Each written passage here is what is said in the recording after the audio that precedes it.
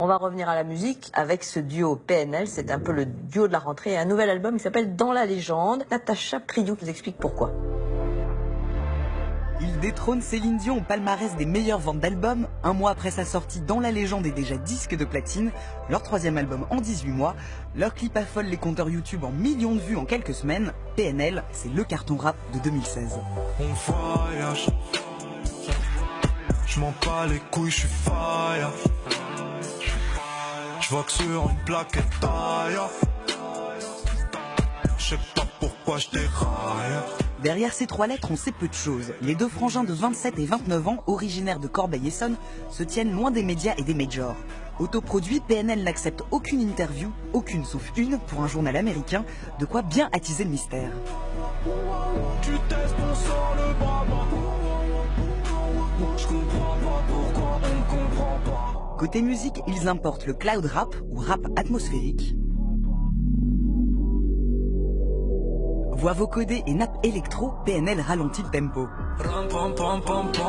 C'est de la bonne à sa mère. Côté texte, ils chantent une jeunesse blasée et racontent le blues des dealers. Pas vraiment politisé, leur tube Le Monde ou Rien est pourtant devenu l'hymne du mouvement Nuit debout et des manifs contre la loi travail.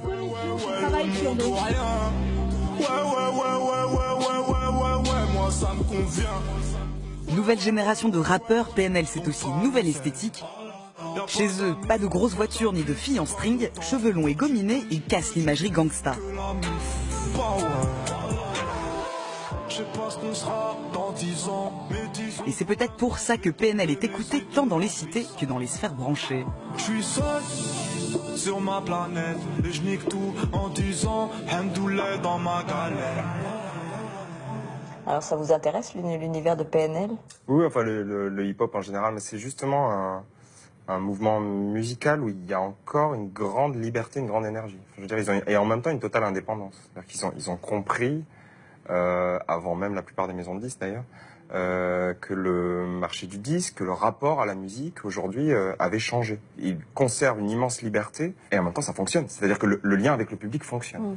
Et puis leur son, je retrouve dans leurs arrangements quelque chose de soigné, dans les claviers, dans les rythmiques, et c'est pour moi du coup une qualité assez assez étonnante. Les textes, c'est encore autre chose. Oui, mais... alors ils sont peu engagés. On a bien souligné qu'ils n'étaient pas vraiment politisés, en tout cas, même s'ils ont été peut-être récupérés par Nuit debout. Mais... Oui, mais je pense que le fait, par exemple, là, dans le reportage, on voit qu'ils ne donnent pas d'interview, par exemple, c'est-à-dire ne pas rajouter de mots sur les mots qu'on a déjà posés dans nos textes. Enfin, je veux dire, rien que ça, c'est extrêmement moderne, en fait. Et c'est profondément libre, je me répète, mais ils ont tout compris.